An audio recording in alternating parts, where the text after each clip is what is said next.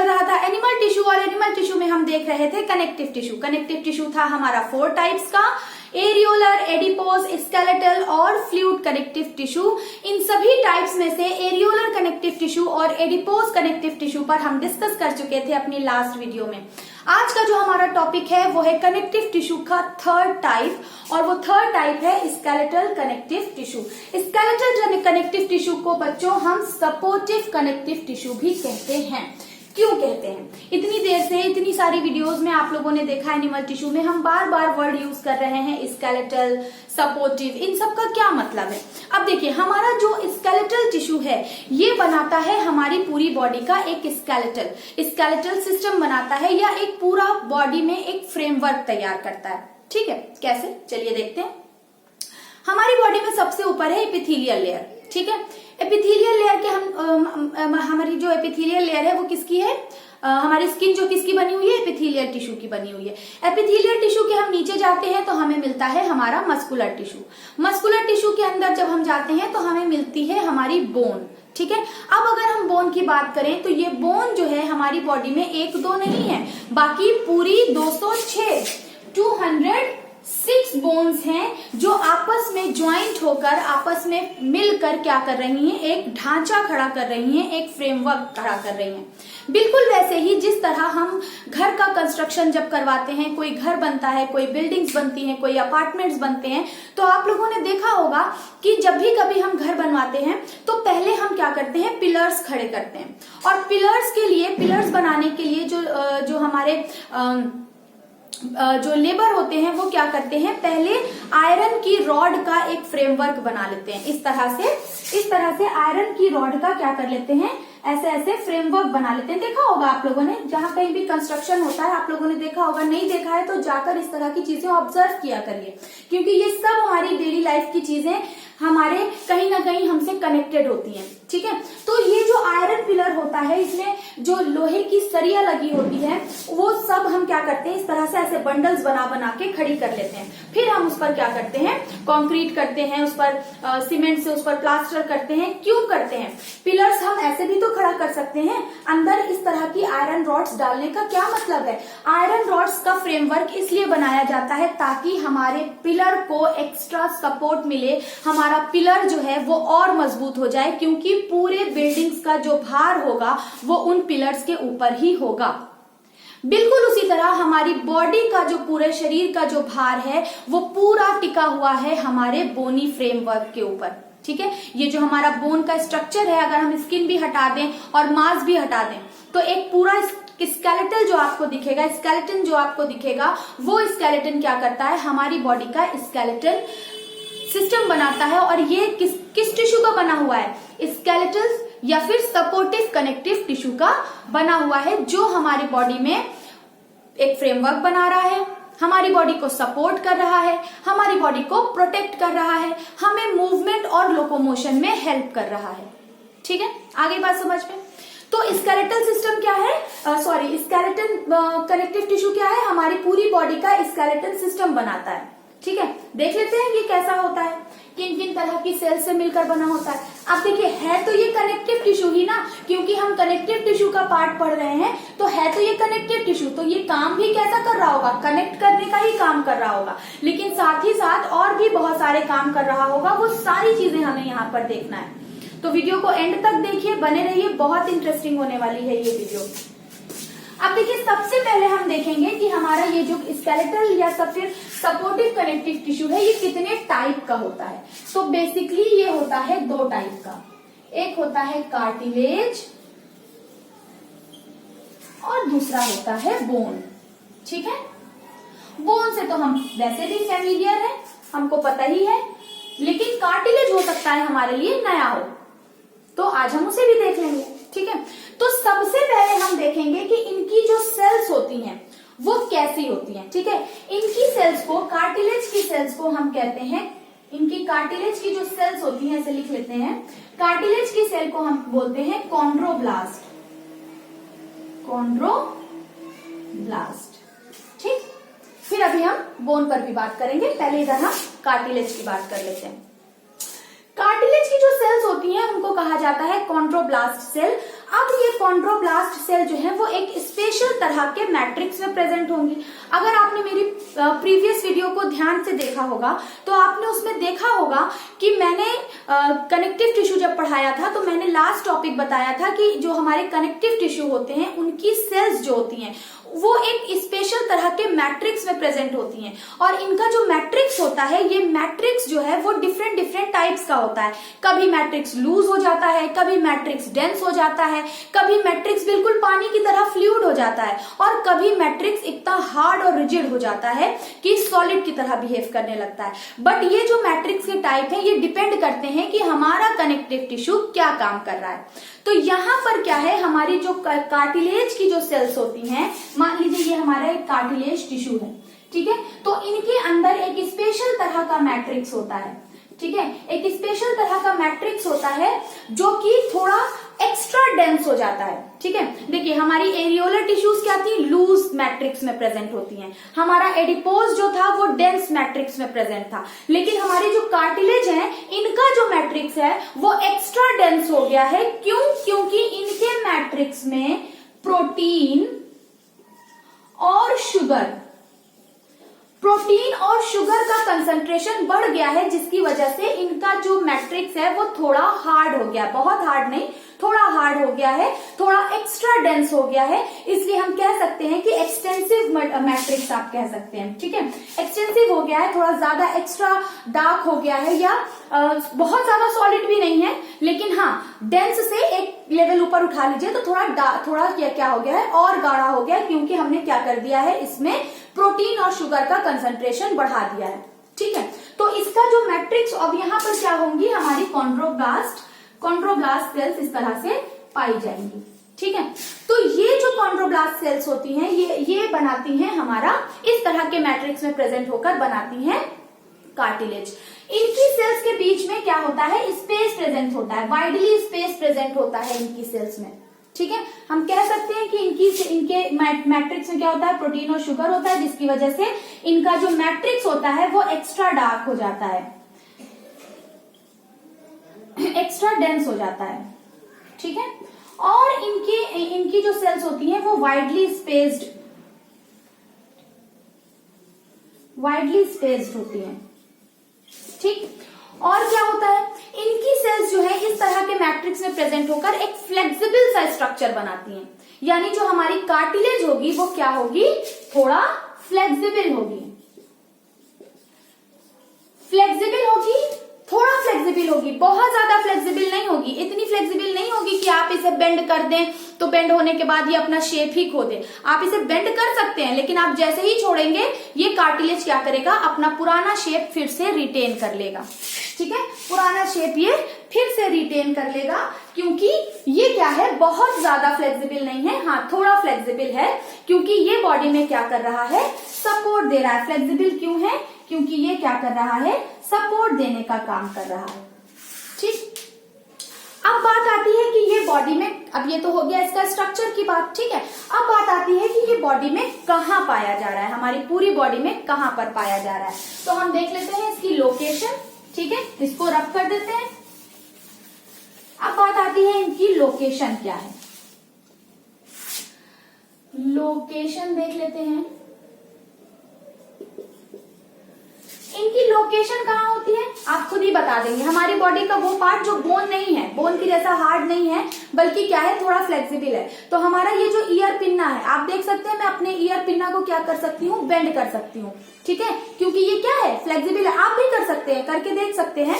तो ये कहाँ प्रेजेंट होता है, हमारे ईयर पिन्ना में प्रेजेंट होता है। और कहाँ प्रेजेंट होता है, हमारी नोज की टिप में प्रेजेंट होता है। देखिए मैं अपनी नोज को भी क्या कर सकती हूँ, बेंड कर सकती हूँ, ठीक है। तो हमारी नोज की टिप में भी प्रेजेंट होता है, नोज टिप में प्रेजेंट होता है। और कहाँ प्रेजेंट होता है, हमारा ये जो विंड पाइप है, हमारा ट्रैकिया जो है, ये किसका बना हुआ है, कार्टिलेज का बना हुआ है, ठीक है। हमारा विंड पाइप, या फिर इसको हम ट्रैकिया भी कहते हैं, ठीक है। हमारा लैरिंक्स, हमारा साउंड बॉक्स, जहां से साउंड वाइब्रेशन क्रिएट होता है, लैरिंक्स। इतनी जगहों पर हमारा किसका, और और या फिर हमारी रिब्स जो होती है ना, हमारी जो पसलियां होती हैं उनके एंड में, लोअर एंड में कहां प्रेजेंट होता है, लोअर एंड ऑफ रिब्स। हमारी जो रिब्स होती हैं उनके लोअर एंड में, क्योंकि हमारी जो लास्ट की रिब्स होती है ना उन्हें हम फ्लोटिंग रिब्स कहते हैं। लास्ट की जो हमारी रिब्स होती हैं, वैसे तो बाकी रिब्स हमारी आगे से स्टर्नम होती है, पीछे से हमारी बोन में क्या होती है, रिब्स हमारी इस तरह से पूरा ऐसे केज बना लेती हैं, ठीक है। रिब्स में प्रेजेंट नहीं होता है, रिब्स तो हमारा बोन का बना हुआ, उस पर अभी हम बात करेंगे, लेकिन रिब्स का जो एंड होता है, हमारी जो लास्ट की रिब्स होती हैं, लास्ट की रिब्स क्या होती है, फ्लोटिंग होती है, वो किसी से जुड़ी नहीं होती है पीछे से, ठीक है, एक तरह से शॉकर की तरह काम करती है। तो ये रिब्स किसी ऑर्गन में जाकर जो है ये मतलब कि हिट ना कर दे, इसलिए क्या लगा होता है, यहाँ पर कार्टिलेज लगा होता है। कार्टिलेज क्या होता है, थोड़ा सा सॉफ्ट होता है, फ्लेक्सिबल होता है, इसलिए जो हमारे रिब्स की एंड होते हैं वो किसके बने होते हैं, कार्टिलेज के बने होते हैं, ठीक है। तो देख लिया ये हमारे कहाँ कहाँ पाया जा रहा है, जितनी जगहों पर कार्टिलेज पाया जा रहा है आप देख सकते हैं वो पोर्शन हमारा क्या है, फ्लेक्सिबल है, लेकिन इतना फ्लेक्सिबल भी नहीं है कि आप इसका मोड़ के, इसको तोड़ मरोड़ के आप इसका शेप चेंज कर ले, नहीं, हाँ फ्लेक्सिबल है, आप मोड़ेंगे तो मुड़ जाएगा, लेकिन आप जब छोड़ेंगे तो ये अपना पुराना शेप क्या कर लेगा, फिर से मैं अपनी नाक अगर इस तरह टेढ़ी कर दूं तो टेढ़ी तो हो जाएगी, लेकिन जब मैं छोड़ूंगी तो ये फिर से वापस से अपनी पुरानी जगह, अपनी पुरानी शेप क्या कर लेगा, फिर से रिटेन कर लेगा, ठीक है। तो ये तो हो गई बात लोकेशन की। अब बात आती है कि इनका फंक्शन क्या होता है। भाई फंक्शन तो इसका बहुत ही सिंपल है, मैंने आपको पहले ही बता दिया इसका फंक्शन कितना सिंपल है। ये क्या कर रहा है बॉडी में, ये बॉडी में प्रोवाइड कर रहा है फ्लेक्सिबिलिटी, ये बॉडी में फ्लेक्सिबिलिटी प्रोवाइड कर रहा है और बॉडी में क्या कर रहा है, सपोर्ट का काम कर रहा है, ठीक है।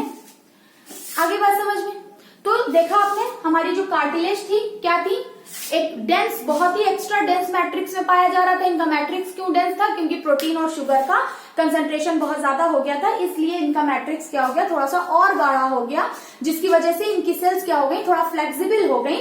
और ये क्या, इनकी सेल्स को हम क्या कहते हैं, कॉन्ड्रोब्लास्ट। कभी कभी वन वर्ड में क्वेश्चन पूछ लेता है, ठीक है। फिर हमने इनकी लोकेशन देख ली, इनका फंक्शन देख लिया, बहुत ही आसान, ठीक है। चलिए दूसरे टाइप की तरफ बढ़ते हैं, जो कि है हमारा बोन, ठीक है। अब बोन क्या होता है भाई, बोन तो हम देख ही रहे हैं, है ना, हमारी बॉडी में, पूरी बॉडी में, बॉडी के अंदर स्किन और मसल्स को हटाने के बाद जो स्ट्रक्चर आपको दिखेगा वो क्या होगा, हमारा बोनी फ्रेमवर्क होगा, ठीक है। हमारी जो बोन है वो भी एक स्पेशल तरह की सेल से मिलकर बनी होती है। बोन की सेल्स को हम कहते हैं ऑस्टियोसाइट्स, ठीक है। इसको सेंटर में लिख लूं, चलेगा, चलिए इसको सेंटर में लिख लेते हैं। क्या पढ़ने जा रहे हैं हम, स्केलेटल कनेक्टिव टिश्यू दो टाइप के थे, कार्टिलेज, बोन। कार्टिलेज हमने डिस्कस कर लिया, अब हम बोन पढ़ने जा रहे हैं, ठीक है। तो बोन क्या है, बोन की स्पेशल तरह की सेल्स जो होती हैं उनको हम कहते हैं ऑस्टियोसाइट्स, ऑस्टियोसाइट्स, ठीक है। इनकी सेल्स को हम कहते हैं ऑस्टियोसाइट्स, और इनकी भी सेल कहां प्रेजेंट होंगी, एक स्पेशल तरह के मैट्रिक्स में प्रेजेंट होंगी। मान लीजिए ये हमारा बोन का टिश्यू है, तो इनके अंदर भी क्या होगा, मैट्रिक्स भरा होगा, ठीक है, मैट्रिक्स भरा होगा। और ये मैट्रिक्स जो है, मैं इतनी ज्यादा बिंदी क्यों बना रही हूं यहाँ पे, मैं दिखाना चाह रही हूँ कि ये बहुत ही ज्यादा डेंस हो चुका है, इतना डेंस हो गया है कि ये क्या हो गया है, बहुत हार्ड हो गया है। आप देख सकते हैं हमारी बोन जो है, आप यहाँ पर कस के प्रेस करके देखिए कि हमारी बोन जो है कितनी हार्ड है, क्योंकि इनका मैट्रिक्स जो है वो इतना ज्यादा हार्ड हो गया है, इतना डेंस हो गया है। क्यों डेंस हो गया है, क्योंकि इनके मैट्रिक्स में कैल्शियम और फास्फोरस, कैल्शियम और फास्फोरस का कंसंट्रेशन बहुत ज्यादा है। इनका जो इवन हम कह सकते हैं कि इनका मैट्रिक्स जो होता है वो कैल्शियम और फास्फोरस का ही बना होता है, इसलिए इनका मैट्रिक्स क्या हो जाता है, बहुत ही ज्यादा हार्ड और रिजिड हो जाता है। क्या हो जाता है इनका मैट्रिक्स, कैल्शियम और फास्फोरस की वजह से हार्ड हो जाता है, बहुत रिजिड हो जाता है, ठीक है। क्यों, क्योंकि इसे सपोर्ट देना है, ठीक है। अब इसके अंदर क्या होता है, ये ऑस्टियोसाइट्स क्या होती हैं, पोरस तरीके से, इनके अंदर क्या होते हैं, इनकी ऑस्टियोसाइट्स के अंदर पोर्स पाए जाते हैं, तो पोरस ऑस्टियोसाइट्स होती हैं। ऑस्टियोसाइट सेल्स इस डेंस मैट्रिक्स में, इस हार्ड मैट्रिक्स में प्रेजेंट होगा, ठीक है। इनका मैट्रिक्स किसका बना है? कैल्शियम और फास्फोरस का। अब आप लोग हो सकता है या आपको याद आ रही हो मम्मी की कही हुई बात। मम्मी कहती है ना दूध पिया करो, दूध पीने से हड्डी मजबूत होती है, दूध पीने से बोन स्ट्रांग होती है, बोन डेंसिटी बढ़ती है। क्यों? क्योंकि दूध में होता है, मिल्क में होता है कैल्शियम और फास्फोरस, हाई लेवल पर कैल्शियम और फास्फोरस होता है। जब हम दूध पिएंगे हमारी बॉडी में कैल्शियम जाएगा, फास्फोरस जाएगा, तो वो कैल्शियम फास्फोरस हेल्प करेगा हमारे बोन के मैट्रिक्स बनाने में, और हमारी बोन में जितना ज्यादा कैल्शियम फास्फोरस होगा उतनी ज्यादा हमारी बोन क्या होगी? स्ट्रांग होगी। तो सभी को दूध पीना है, नखरा नहीं करना है। मम्मी जो कहती है वो सही कहती है, सबको दूध पीना चाहिए, ठीक है। तो इसका मैट्रिक्स क्या हो गया? बहुत ही हार्ड हो गया, क्योंकि इसमें कैल्शियम और फास्फोरस का बना हुआ है इनका मैट्रिक्स। इसके अंदर ऑस्टियोसाइट सेल्स क्या होती हैं? पोरस तरीके से फैली होती हैं। ठीक, आगे बात समझ में। अब अगर हम इसका लोकेशन देख लें तो भाई लोकेशन की क्या ही बात करें, सर से लेकर पैर तक हर जगह बोन ही बोन तो है ना। अगर आप देखें ऊपर से लेकर, अब बोन आपका क्या क्या बना रहा है? हमारा स्कल बना रहा है, ठीक है, हमारी वर्टिब्री कॉलम बना रहा है, हमारी शोल्डर बोन बना रहा है, हमारी पूरा हिंड लिम्ब, हमारा जो पूरा फोर लिम्ब है वो पूरा बोन का बना है। उसके नीचे हमारी ये पूरी रिब्स केज है बनी हुई है, ठीक है। हमारा फिर नीचे पेल्विक गर्डल आ जाता है, हमारी कमर की बोन्स आ जाती हैं, हमारी थाई बोन आ जाती है, उसके नीचे की पैर की बोन्स आ जाती है। तो ये सारा क्या है? ऊपर से टॉप से लेके बॉटम तक हमारा पूरा फ्रेमवर्क किसका बना हुआ है? बोन का ही बना हुआ है, ठीक है। किसका बना हुआ है? बोन का ही तो बना हुआ है। तो लोकेशन की क्या ही बात करना। फिर बात आती है कि ये इतने हार्ड होते हैं, इसलिए ये क्या होते हैं? नॉन फ्लेक्सिबल होते हैं, ठीक है। क्या होते हैं? नॉन फ्लेक्सिबल होते हैं। जैसे कि मैंने आपको बताया कि कार्टिलेज में मैंने ऐसे अपना ईयर पिन्ना मोड़ के दिखाया, इजिली बेंड हो गया। अब मैं आपसे कहूं कि यहां से आप अपने बोन को क्या कर लीजिए, यहां से, ज्वाइंट से नहीं, यहां बीच से, यहां से जहां से मैंने पकड़ा है, यहां से आप अपनी बोन को ऐसे बेंड करके दिखाइए। बेंड करेंगे? नहीं हो पाएगा, हो ही नहीं सकता। अगर आप कोशिश भी करेंगे तो बीच से क्या हो जाएगी? बोन क्रैक कर जाएगी।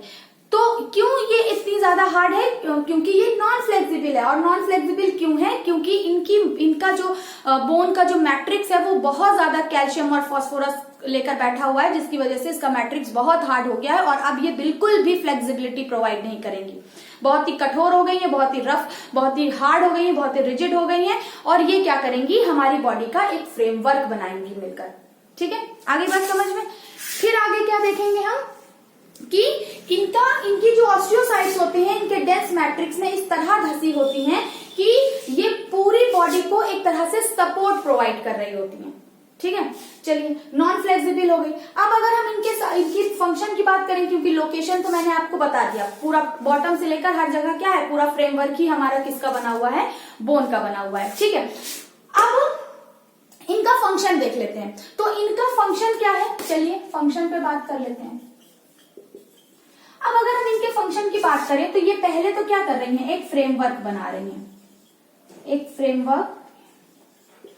फ्रेमवर्क बना रहे हैं, एक पूरा ढांचा तैयार करें। जैसे कि हमने आपको बताया कि पिलर्स बनाने से पहले हम क्या करते हैं? सरियों का, लोहे की सरियों का क्या करते हैं? एक पूरा ढांचा बना लेते हैं, एक फ्रेमवर्क बना लेते हैं, ताकि हमारा पिलर बढ़िया से उस पर खड़ा हो जाए। तो हमारी बॉडी बनने से पहले क्या होती है? बॉडी के अंदर एक फ्रेमवर्क बन जाता है, जिसके ऊपर मसल्स चढ़ती है, उसके ऊपर स्किन चढ़ती है, एक प्रॉपर सा बढ़िया सा स्ट्रक्चर खड़ा होता है, ठीक है। तो ये क्या कर रही है? फ्रेमवर्क बना रही है। दूसरा, ये बॉडी को क्या कर रही हैं? शेप दे रही हैं।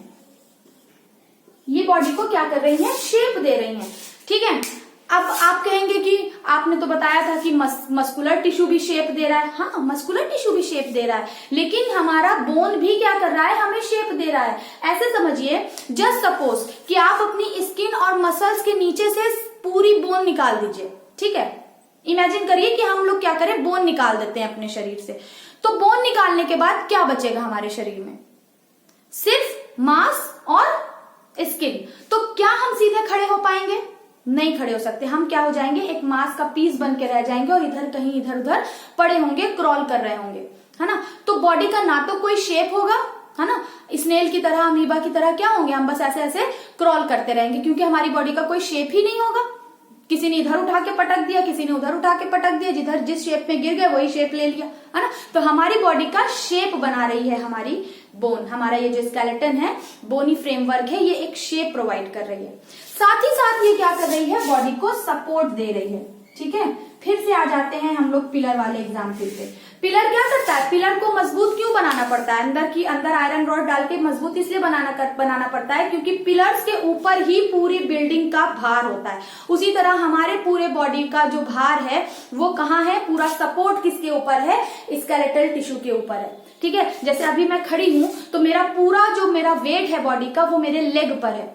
ठीक है, मेरी लेग की जो बोन है उसने हमें क्या कर रखा है, खड़ा कर रखा है। तो ये बॉडी को क्या कर रहा है, पूरा सपोर्ट दे रहा है ताकि आप इजीली जैसे चाहें वैसे आप अपनी बॉडी को मूव करा लीजिए, लोकोमोशन करा लीजिए, जैसा चाहे वैसे हम क्या कर सकते हैं, अपनी बॉडी से काम ले सकते हैं। ठीक है, ये हमारे वॉलेंट्री मसल्स भी हम इनको वॉलेंट्री टिश्यूज भी हम इनको कह सकते हैं क्योंकि हमारी मर्जी से ही ये क्या कर रही हैं, मूव कर रही हैं। ठीक है, अब देखिए सपोर्ट के साथ साथ ये क्या कर रहा है, बॉडी को लोकोमोशन और मूवमेंट। मैंने लोकोमोशन और मूवमेंट दोनों पर आपको अपनी प्रीवियस वीडियो में बताया था कि लोकोमोशन और मूवमेंट में क्या फर्क होता है। ठीक है, तो ये लोकोमोशन और मूवमेंट सपोर्ट, शेप, फ्रेमवर्क सब बना रही हैं और इसके साथ साथ एक बहुत ही स्पेशल काम ये कर रही होती है, प्रोटेक्शन देने का। ठीक है, किसका काम कर रही है, ये प्रोटेक्टिव टिश्यू की तरह भी काम कर रही है। ये क्या कर रही है, प्रोटेक्ट कर रही है। किस चीज से प्रोटेक्ट कर रही है, from mechanical injury, protect from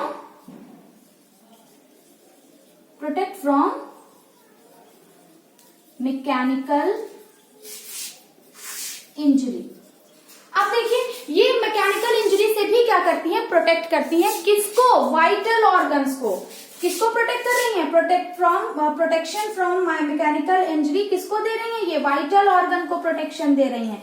अब आप बोलेंगे वाइटल ऑर्गन क्या है, हमारे डेलीगेट ऑर्गन, हमारा ब्रेन, हमारा हार्ट, हमारा लंग्स, हमारा स्टमक, हमारी किडनी, ये सारे वाइटल ऑर्गन्स हैं, है ना। इनके बिना हम नहीं जी सकते। ये अगर डैमेज हो जाए तो हमारी लाइफ में बहुत बड़ी प्रॉब्लम्स आ सकती है। ठीक है, तो इनको क्या दिया गया है, इस बोनी फ्रेमवर्क के अंदर ही प्रोटेक्शन दिया गया है।